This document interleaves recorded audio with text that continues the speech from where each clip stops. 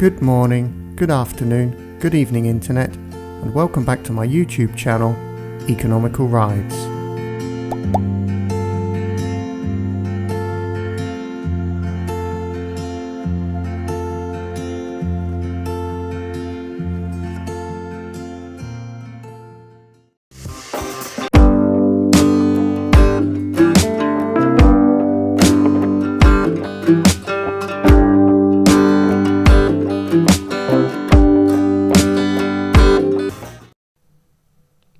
Hi there.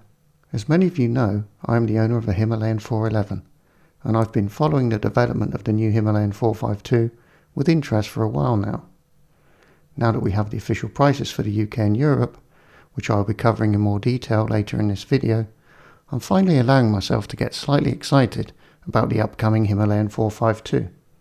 So let's take a look at what we already know, and in this video I'll also be theorising a little bit about some of the things which have yet to be officially announced.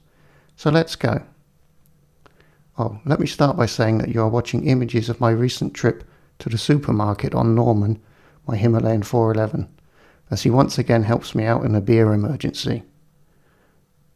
That ride was on the weekend before my epic Armageddon 2 live show, when I'd realised that I had no beer in the house, and that a dry live show was not something worth contemplating.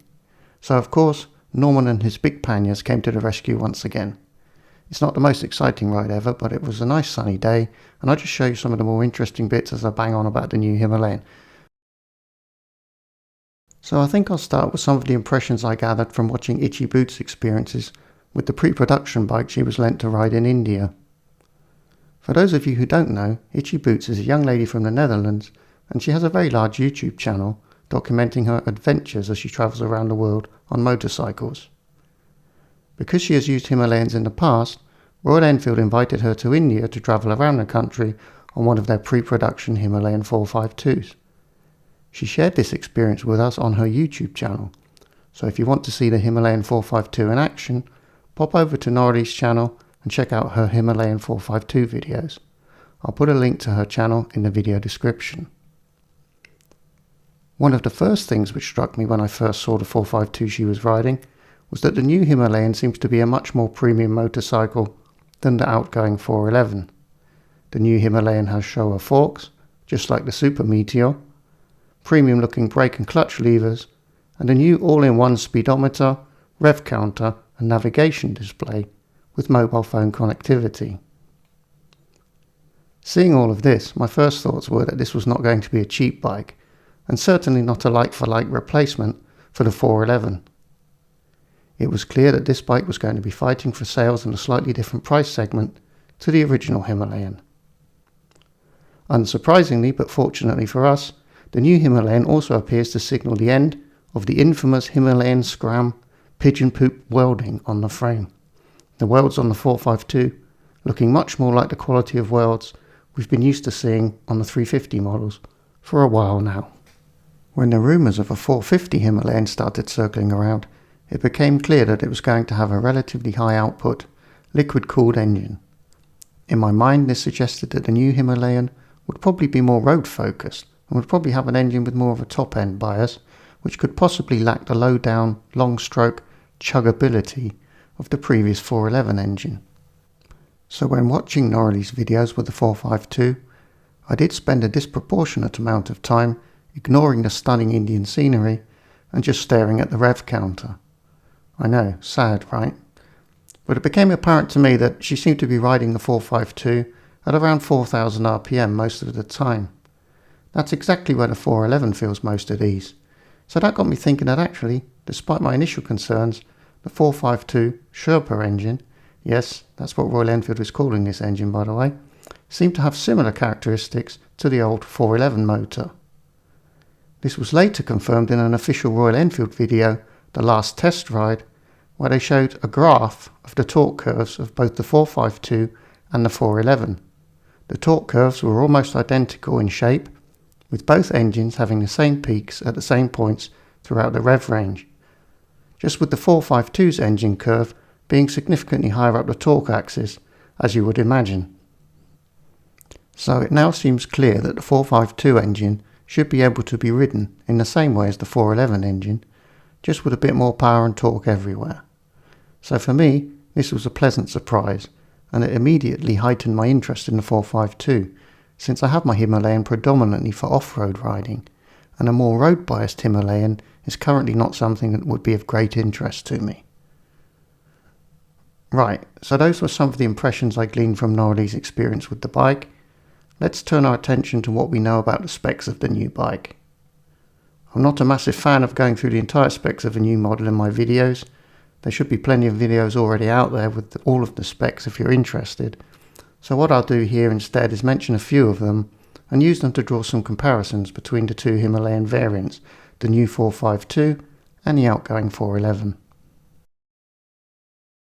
The 452 has a brand new frame, and as previously mentioned, it uses Showa upside down forks at the front with a Showa monoshock at the rear. Wheel diameter remains the same with a 21-inch front and a 17-inch rear, but there is a slight increase in rear tyre width, the 452 going up to 140mm from the 411's 120mm. The Sherpa engine is water cooled with dual overhead cams and produces just about 40 horsepower at 8,000 rpm with peak torque of 40 Nm coming at 5,000 rpm.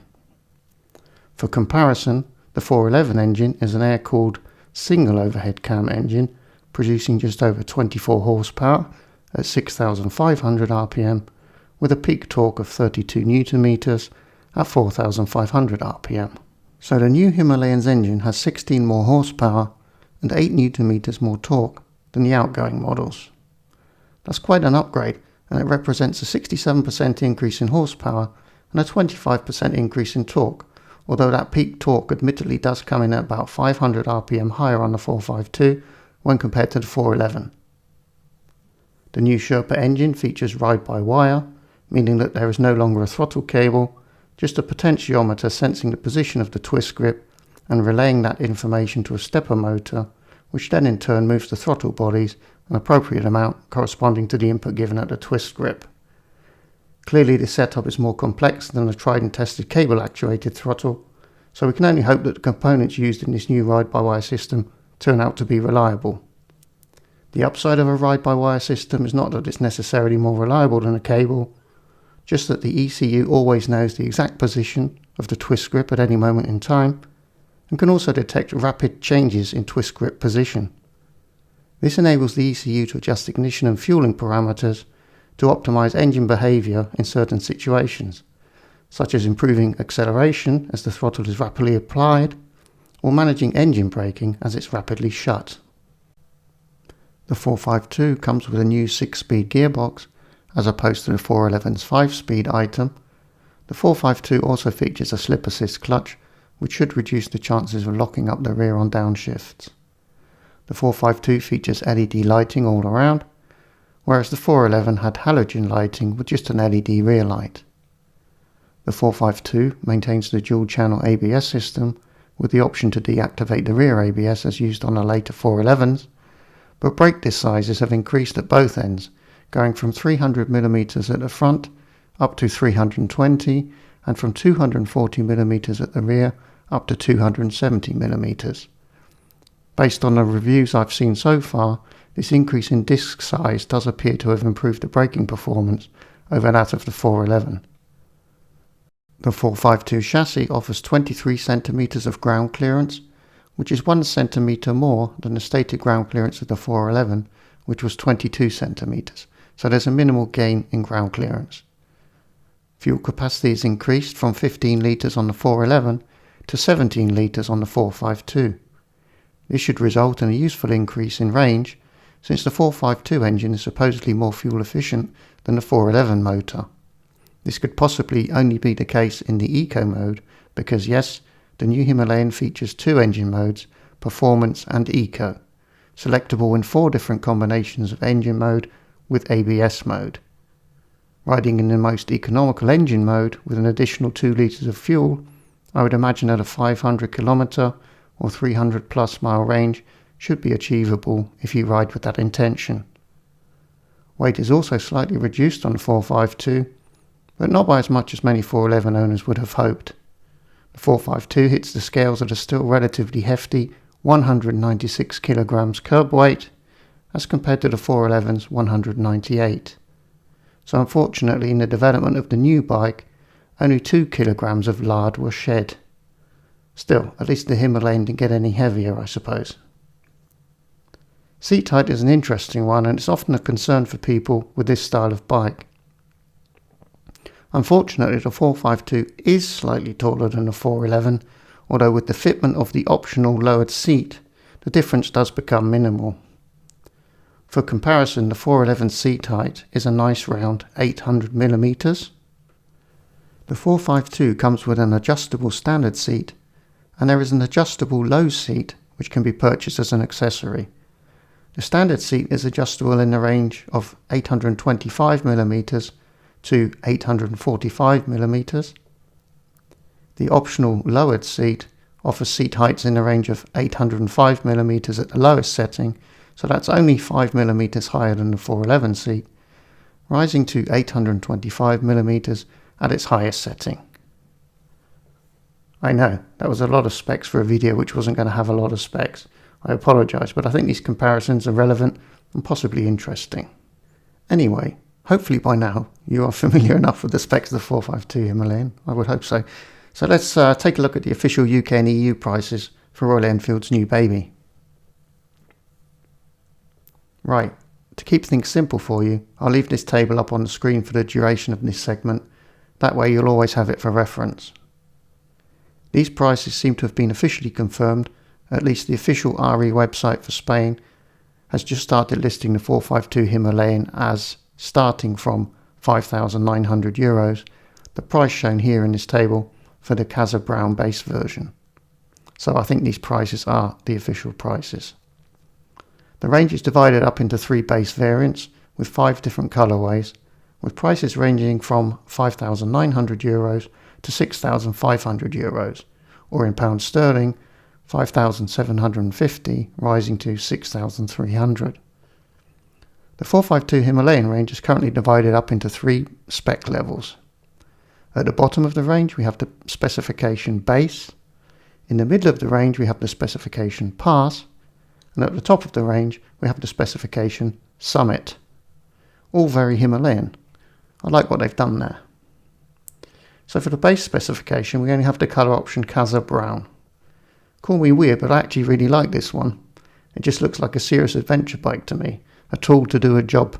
No bells and whistles, just a little bruiser of a bike. I really like it. For €100 more, you can move up to the Pass specification, where you have the choice of 2 variants with a predominantly slate grey paint, but with accents of one of 2 colours, either Himalayan Salt or Poppy Blue. This is the Slate Himalayan Salt option, and this is the Slate Poppy Blue option. For a further €200 you can move from the Pass up to the Summit specification, so that would put you €300 above the base price, where you then have a choice of 2 further colourways. Here we have the very smart Handler Black colour, with its black paint with yellow highlights and extremely sexy golden rims. I'm always a sucker for golden rims. I had them on my Transalp back in the day and I always thought that was the most attractive part of the bike.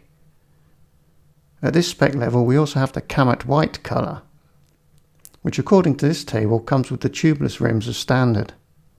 As we can see in the table, the tubeless rims are an option on the Handler Black models, and the tubeless rims will set you back an extra €300, as we see the price rising from €6,200 for the Handler Black with the standard rims, up to €6,500 for the same bike with the tubeless rims. I think we can expect the tubeless rims to be an optional extra for all levels, and judging by this table we can expect to pay a €300 premium for the tubeless option. So that's good to know, and it's probably an upgrade worth having if you're going to be taking your 452 off the beaten track a fair bit. So those were the prices, the colourways and the specification levels. So what do I think of Royal Enfield's pricing for this model? Well, to be honest, when I saw the 452 was clearly a step up in spec and quality when compared to the 411, I was expecting the worst. I was expecting the 452 to come in at just under 7,000, let's say 6,995, rising to about 7,500 for the more desirable colour options and spec levels. I'm absolutely amazed to discover that the base version of this bike has managed to come in at just 5,900 euros, with the top model only costing 6,500. Basically, this model has come in exactly 1,000 euros cheaper than I was expecting. Considering the quality of finish that we can expect and the specification of the new Himalayan, it looks like the 452 is going to represent great value, even if at the entry level it represents a price hike of over 16% when compared to the outgoing 411.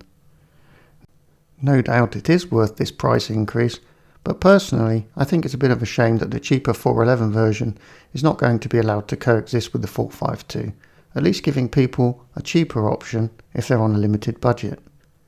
Presumably the 411 Himalayans will still be available until stocks run out, but I do believe that production has indeed ceased as of the end of November. Apparently the Scram 411 is set to remain in production, so I suppose that's some option for those people who can't afford the 452, although the Scram of course lacks some of the off-road focus of the outgoing Himalayan, particularly with regard to its wheel sizes.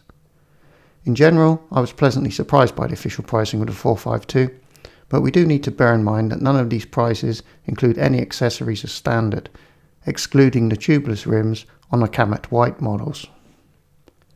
It remains to be seen if there are any additions to the spec as you progress through the 3 spec levels, but judging by the minimal price increases per spec level, I suspect that you are just paying for the different paint options and that no further accessories will be included. Bear in mind that Norman, my Himalayan 411, cost 6,000 euros when I bought him earlier this year, but that did include 500 euros for the Adventurer specification, so 500 euros for the hardcase panniers, engine protection, handguards, etc. So we need to consider that the prices in this table are likely to be the prices for the bike in its most basic form, and we can probably add another 500 to 1,000 euros on top of these prices to get these 452s up to a similar specification to my Himalayan 411 in its Adventurer spec. So that's definitely something worth bearing in mind. When viewed within the motorcycle market as a whole, the new starting price of 5,900 euros will still be very appealing to many people looking for an affordable entry-level ADV bike. For comparison, the KTM Adventure 390 starts at 7,300 euros here in Europe, so Royal Enfield is significantly undercutting KTM's pricing whilst arguably offering more bike. So I would imagine, barring any major issues in the early days, that the 452 is going to be a big seller for Royal Enfield and again be the bike to beat in its market segment. So, that just about covers what I've seen and what we know about the Himalayan 452 so far. I'll just wrap up this video with some of my own thoughts and maybe add a little bit of speculation into the mix. I think it's safe to say that in all respects the 452 appears to represent a significant upgrade over the 411. Of course that comes with a price hike of around 400 euros at the entry level, but I think that's acceptable. The more expensive bike still represents good value for money. The 452 has more power, more tech, better quality suspension, better brakes, better fuel economy and better range than the outgoing 411. I've been surprised to discover that the 452 appears to have lost none of the 411's legendary off-road capability in the process of becoming a bike with more on-road capability for those people who are looking to do longer distances with their Himalayans. I would estimate the top speed of the new Himalayan to be around 140 km per hour or 87 miles per hour, so that's a genuine speed, not on the speedo, compared to the 411's genuine top speed of about 120 km per hour, 75 miles per hour. So there's not going to be a huge increase in top speed, the 452 probably only being about 10 miles per hour quicker than the 411 at the upper limit. But a higher top speed should result in the 452 feeling a bit more comfortable at normal fast road cruising speeds and having that bit more power left in reserve for overtakes. The increase in power and torque should also result in the 452 being able to cope reasonably well with a change in sprocket size. So those people who do most of their riding at the higher speeds and want to gear the bike up a bit, they should at least have that option. As I mentioned previously, I would expect the tubeless rims to be an extra cost option for all bikes in the range, and it looks as though they will add another €300 to the basic price of the bike. The tubeless rims are only standard on the Camet White version of the bike, as we saw earlier. At the time of making this video, the range of other available accessories and their pricing is unclear. In the group ride at the Royal Enfield Himalayan 452 press launch in the Himalayas, I noticed that some bikes sported the word Rally on the side panel and some did not. Could this be an indication that there is going to be a further spec level, Rally, possibly the base bike fitted with the most sensible off-road accessories as standard? Much like the previous Adventurer spec on the 411? We'll have to wait and see. Hopefully more details about the exact specification of all of the bikes at all of the different spec levels, with a complete list of available accessories and their pricing, will become available as we get nearer to the March 2024 launch date. So to summarise, so far everything I've heard about the Himalayan 452 has left me feeling really positive about it. The only potentially negative thing, and a slight concern for me, is the refresh rate of the new all-in-one instrument display. Itchy Boots mentions this in her final review of her time with the bike. The display seems to be running at an unusual refresh rate, which action cameras are struggling to synchronise with. Subsequently, the instrument is always flickering in captured video. Apparently she tried different frame rates with the camera, with all multiples of 25 and 30 frames per second, and was still unable to eliminate the flickering. I'm not sure if she also tested the 50Hz and 60Hz anti-flicker option, which most cameras have, but I'm assuming that she did, and apparently she just couldn't solve this issue. Now this flickering isn't something which you can see with the naked eye, so for 99.9% of buyers this isn't going to be an issue at all. However, if like me, you're a moto vlogger and you have a Himalayan 452, it might become annoying to have this flickering in all of your videos, or you'll have the added work of trying to mask it out in post. Hopefully this is either a non-issue or the issue can be resolved before the bike is launched. We should bear in mind that Norley's bike was a pre-production bike, so any software on the bike was probably not in its final state. It's possible that Royal Enfield can tweak something to eliminate the problem that action cameras are having capturing the new display. For me, currently this is the only area of concern I have with the new 452.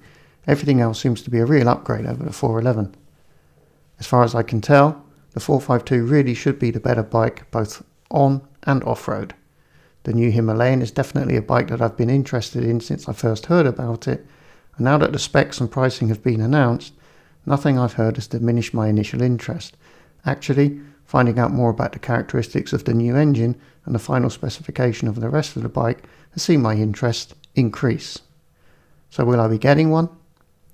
Well, I think that I can safely say that if money were no object, I would order one tomorrow. I think that tells you all you need to know. But will I be ordering one? Well, I don't yet know. That depends upon a fair few factors. Certain things would need to fall into place. But knowing what we know now, I am seriously considering my options, and I will be looking behind the sofa for any lost loose change. So we'll wrap this video up there. Thank you so much for watching. I hope you enjoyed the video, or at least found it useful. If you did, please give me a like. That little thumbs up symbol down below, that really does make a difference. It really does help me a lot. If you don't like the video, feel free to hit the dislike button. Just be sure to do it twice, because for some reason it doesn't seem to work if you only hit it once. Strange, I know, but there it is. If you'd like to find out if I end up getting a Himalayan 452 for myself, then maybe you should consider the option of subscribing to my channel, EconomicalRides, if you haven't done so already. That way you'll find out.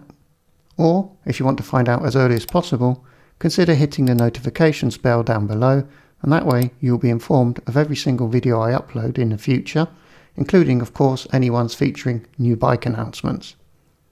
Right, I think I've taken up enough of your time for now, so take care, stay safe, and thanks to Royal Enfield for giving me a new problem to solve. Nice one. Cheers.